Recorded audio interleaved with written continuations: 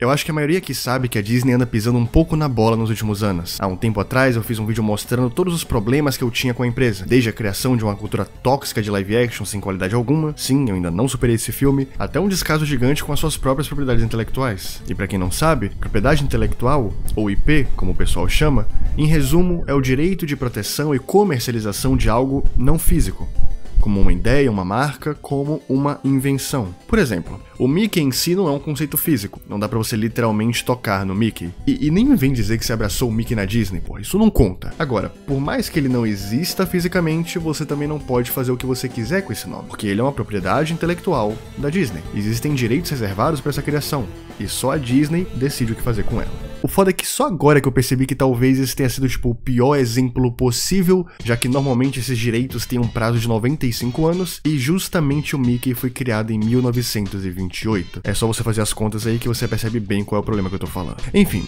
no exato momento da gravação desse vídeo, ele ainda não é de domínio público. Agora, se você viu isso aqui em 2024, aí já não é culpa minha. Mas ok, pensa aí.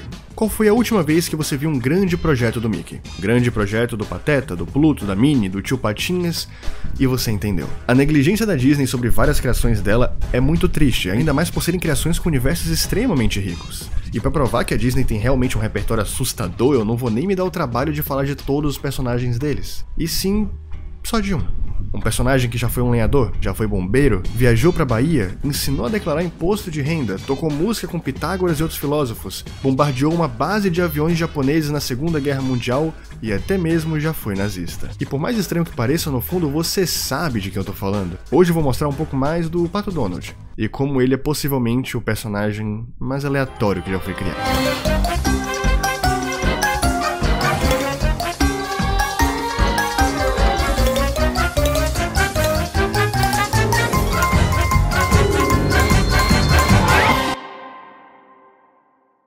O Mickey até pode ter mais conquistas, mais popularidade, mais tempo de existência e até mais filmes que o Donald, mas definitivamente ele não tem tudo. Definitivamente. Brincadeiras à parte, se você também se vê numa situação capilar parecida com a do nosso ratinho favorito, ou sente que o seu cabelo tá começando a afinar, eu acho que você vai gostar de ouvir uma palavrinha da Manual, o patrocinador desse vídeo. Um dos maiores motivos para a queda de cabelo, considerado até mesmo o principal, é a genética. Muitas pessoas acham que os tratamentos são extremamente caros e inviáveis, mas é aí que a Manual chega com os dois pés na porta para te provar justamente o contrário. Respondendo um rápido questionário, você facilmente é guiado para o tratamento que melhor se adequa à sua situação, junto, obviamente, de uma equipe médica responsável, seja o seu caso inicial ou mais avançado. Não importa, a Manual vai te ajudar da mesma forma. Após responder todas as perguntas e escolher o melhor tratamento para o seu caso, o pessoal da Manual vai te enviar, com frete grátis e uma entrega extremamente discreta, todos os produtos necessários para você começar.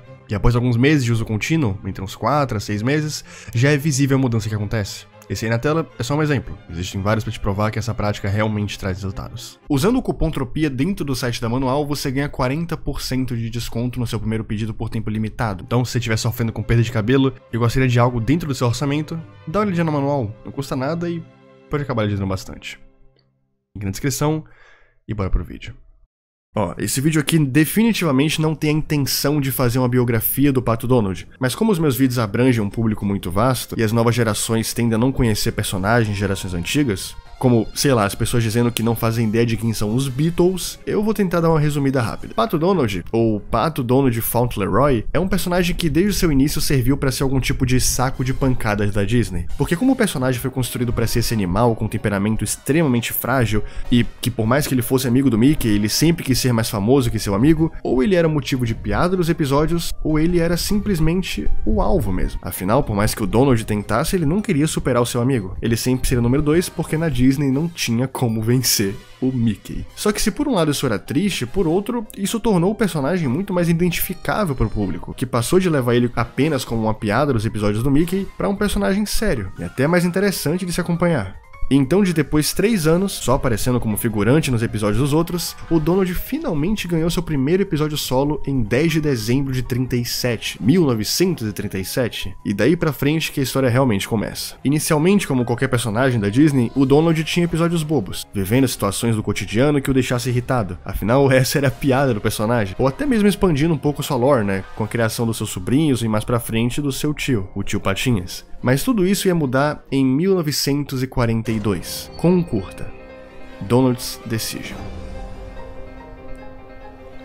Eu acho que a maioria de vocês aqui sabe de forma superficial como foi a Segunda Guerra Mundial. Aliados versus o eixo. A guerra, até dezembro de 1941, ela era muito mais centrada na região da Europa e da Ásia. Mas foi após o ataque de Pearl Harbor, um ataque japonês em uma base norte-americana que se situava no Havaí, que as coisas se tornaram, de fato, globais. Como geral sabe, uma guerra é muito mais prejudicial para o país do que só perder territórios e pessoas. Você também perde uma quantidade absurda de dinheiro e a sua economia vai lá para baixo. E se a guerra se prolongar demais e os danos forem muito pesados, o país pode até mesmo entrar em falência. E os Estados Unidos, que estavam construindo a sua soberania na época, definitivamente não queria arriscar que isso acontecesse. Então, uma das medidas que eles tomavam para evitar esse rombo econômico era chamado de War Bond, ou em português, títulos de guerra.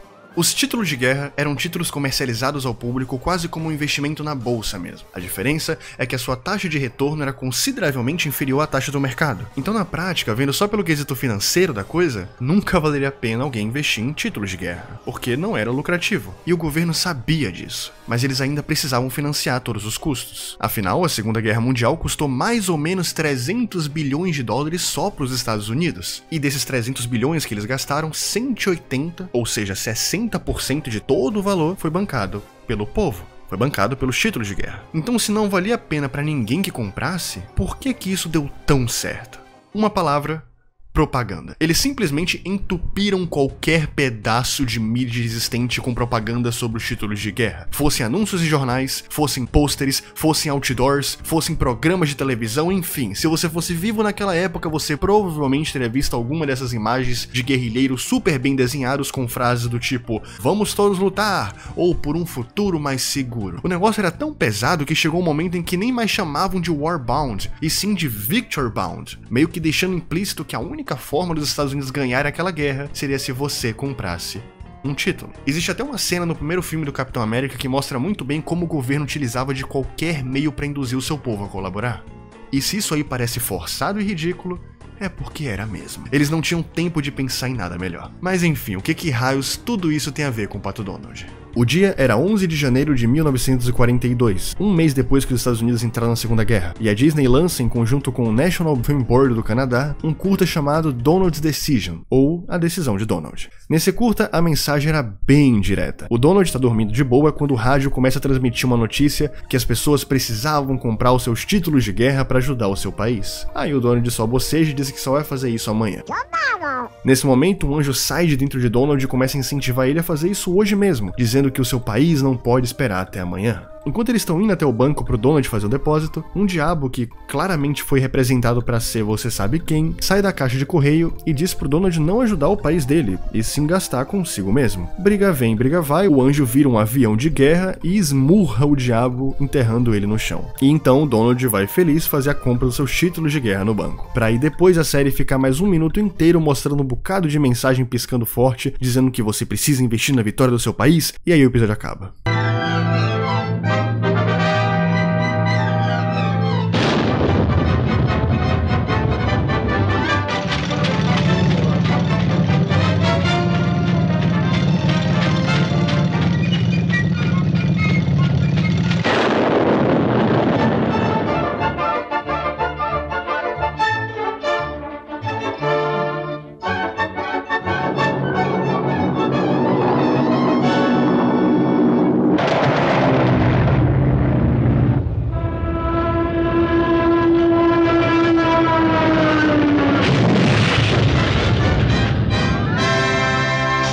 E a partir desse episódio, uma gama de mais de 10 curtas sobre a Segunda Guerra Mundial só com o Pato Donald foram criadas. E antes que vocês achem que tudo isso foi uma forma do Walt Disney mostrar que amava seu país, eu sei, isso é bonito, mas não foi bem isso que aconteceu não. Durante a guerra, os estudos da Disney haviam passado pela maior crise econômica possível, já que a maior parte do mercado que eles tinham na Europa e na Ásia tinha fechado as portas para investir o dinheiro na guerra. Então, para evitar a falência da empresa, o Walt teve que buscar novos investidores. E durante essa época, quem mais investiu na Disney foram os próprios governos, seja o governo dos Estados Unidos ou até mesmo do Canadá. Tanto que tiveram outros 3 curtas sobre essa mesma compra de títulos de guerra. Um com os 7 anões, um com os 3 porquinhos, aonde o lobo era literalmente um nazista, e outro chamado All Together, que, como o próprio nome já diz, era todo mundo junto, como um grande desfile onde todos faziam esse apelo para o telespectador comprar fundos de guerra para sua nação. Título de guerra é chato pra caramba. E você viu no thumbnail e você viu na introdução. Não é essa parte da Segunda Guerra que você quer saber. Então vamos logo, vai. Vamos pra cereja do bolo dessa época do Donald. Durante a Segunda Guerra, existiu duas vertentes principais dos curtas do Donald. Aqueles que faziam uma propaganda direta, como o que eu acabei de mostrar, e a saga do Donald recrutado. Nada mais era que uma forma um pouco menos explícita de criticar os países do eixo, tentando encaixar alguma historinha um pouco mais envolvida.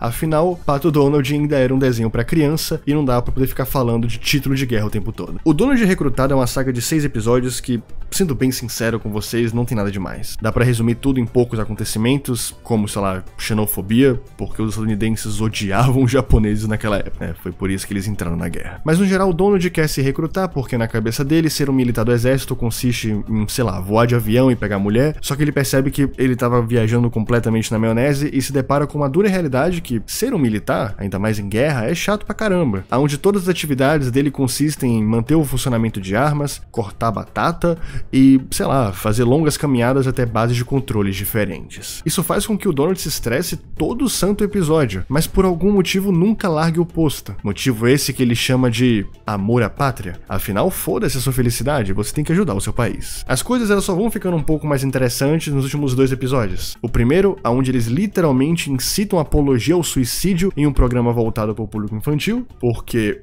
eu não sei. E o segundo, que é o famoso episódio onde o Donald destrói uma base aérea japonesa sendo um completo desastrado. Mas claro que a mensagem desse episódio não é o Donald ser desastrada, e sim que esse pessoal aí merecia morrer a qualquer custo. E sim, eu sei, mas era os anos 40. Naquela época essa era a coisa mais normal do mundo. O sentimento de ódio pós Pearl Harbor foi tanto que eu não sei se vocês lembram, mas até o Dr. Seuss não gostava dos japoneses. E eu fiz um vídeo sobre ele, tá aí no card se você quiser ver. Enfim, saga do Donald recrutado pra trás, só resta as propagandas. E se aquela dos títulos de guerra já foram engraçadas, é porque eu deixei o melhor pro final. This Feel Her Face é um episódio especial que nem é uma propaganda governamental, mas também não é uma saga do recruta. O episódio é um pesadelo onde o Pato Donald havia se tornado um trabalhador nas indústrias bélicas nazistas, onde ele comia extremamente mal, tendo que se contentar com aromas de comida e pães duros, não tinha direito a férias, tanto que o máximo que ele recebia era, sei lá, 30 segundos atrás de uma lona com uma paisagem bonita, além de toda a humilhação e estresse que ele sofria, o que faz ele entrar em um colapso mental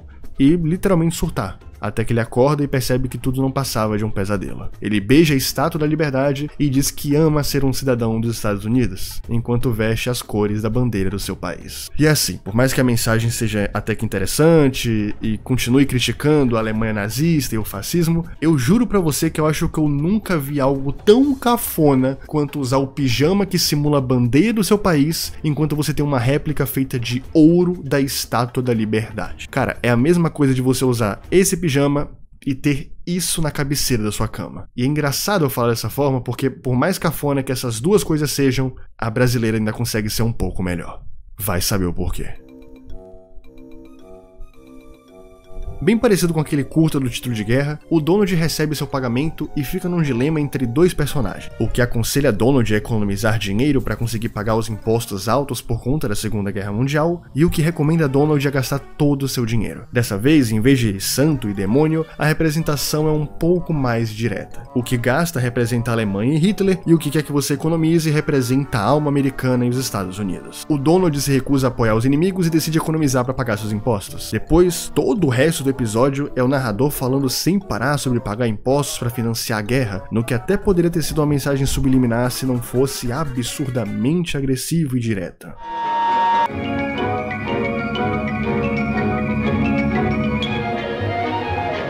Bombers! Dive bombers! Flying fortresses.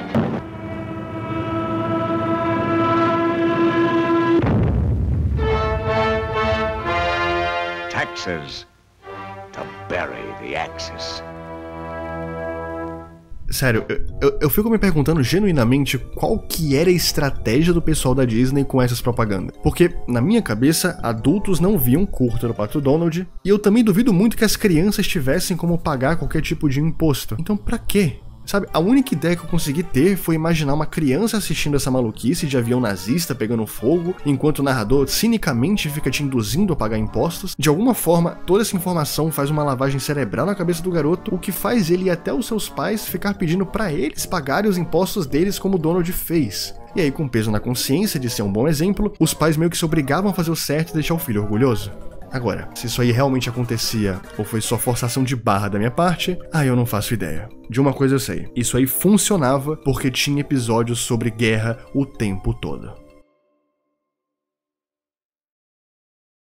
Olha, eu acho que vocês já repararam, não sei, mas Hitler e seus amigos não venceram aquela guerra. Na verdade, quando o caldo engrossou e a Alemanha foi não só perdendo seus aliados, como também todo o território conquistado, o Hitler tirou a sua própria vida, e isso de forma literal e também simbólica, anunciou o fim da Segunda Guerra Mundial com a vitória dos aliados sobre o pessoal do eixo. Depois da guerra, a Europa foi naturalmente se reerguendo e a Disney continuou com o que sempre foi, fazendo curtas engraçadinhos, sem nenhuma bomba aérea sendo jogada em ninguém, sem estereótipos racistas ou mensagens apelativas. Pelo menos era o que eu pensava, porque, de acordo com essa apresentação incrível do Prezi que eu achei, durante a Guerra Fria a Disney continuou colocando críticas políticas dentro dos seus episódios, dessa vez críticas anticomunistas, como por exemplo o episódio Cold War do Pateta, onde o comunismo é representado como um vírus e como o Pateta seria um soldado americano lutando contra todo esse problema sistêmico. Nada muito direto, afinal era uma guerra diferente da última, mas ainda assim é engraçado ver como, mesmo em animações tão infantis, não tem como fugir, a crítica sempre existia. E obrigado, André, o teu Prezi ficou incrível. E assim, claro que a história do Pato Donald após a Segunda Guerra tem mais de 70 anos, e eu não conseguiria falar de tudo, então eu vou só destacar 2 acontecimentos em específico que não só mostram toda a aleatoriedade do personagem, como também são bem legais. Vamos lá.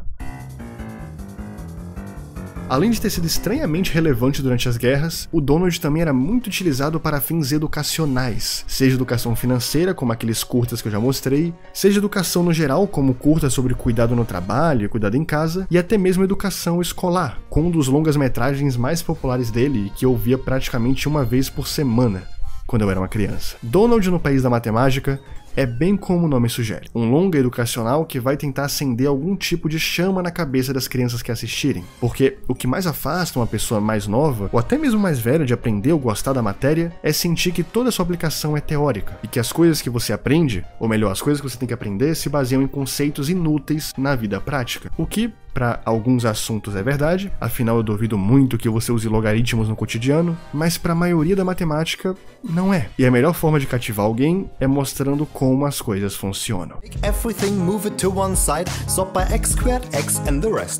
Porque já diria Lovecraft, a gente tem muito medo daquilo que a gente não conhece. Em física você precisa saber calcular o lançamento oblíquo de um objeto com base em algumas fórmulas já bem batidas, como sei lá, aquela que todo mundo chama de sorvete, por exemplo. E por mais importante que seja saber calcular, tão importante quanto é mostrar para quem tá aprendendo o que ela vai ganhar acertando esse cálculo. Não só uma nota boa em um teste escolar, ela pode aprender que ao acertar esse cálculo do lançamento oblíquo, ela consegue impulsionar um foguete de plástico em uma trajetória perfeita e calculada. Ou seja, ela consegue prever a movimentação de quase qualquer coisa, e isso é muito foda. No filme, essa é a ideia principal. Matemática são fórmulas. São, mas também é música. Então, o Donald aprende como a música surgiu de bases matemáticas. Matemática também são jogos, e então Donald aprende que até nos jogos mais clássicos existem bases matemáticas que ajudam a entender tudo.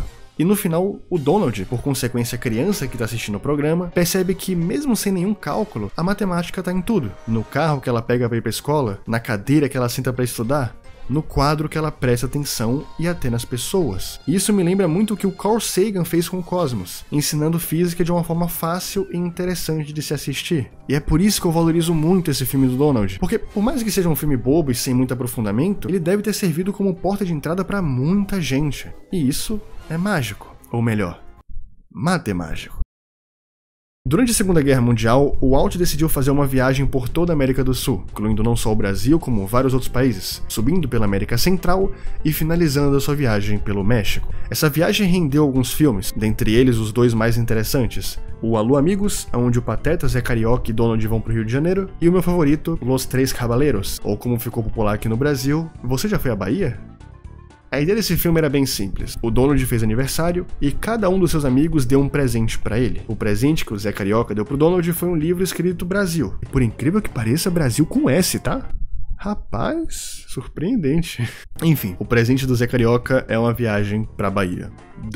Boa parte do trecho em que eles estão na Bahia é quase como uma carta aberta do próprio Walt Disney sobre as experiências que ele teve na Bahia enquanto ele passou por aqui, só que ditas pela boca do Zé Carioca ou algo do tipo. E pra mim, particularmente, esse filme é tão importante porque, pra quem não sabe, eu sou baiano, e eu vivi boa parte da minha vida na capital baiana, aonde o filme se passa. Andando pela região do Pelourinho, os dois conhecem Aurora Miranda, uma cantora muito famosa da época, que era irmã da Carmen Miranda, uma das cantoras que teve a maior influência nas décadas de 40 e 50. O Donald logo se apaixona pela Aurora e acompanha ela maravilhada.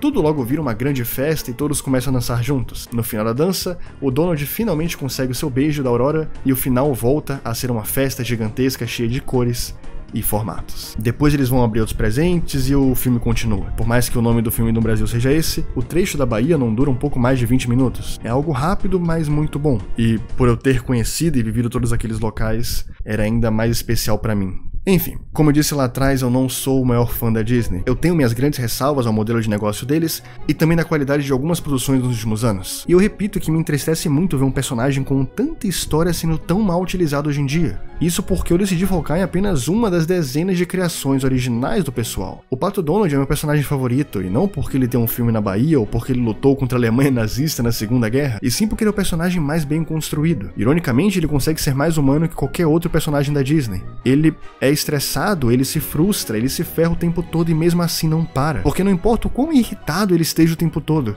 ele sempre se levanta e tenta de novo. E vendo todos os contextos que ele já passou, é algo bem impressionante. Enfim, foi mal o tema extremamente aleatório. Espero que vocês tenham gostado. Não esqueça de deixar o like e... Não custa nada.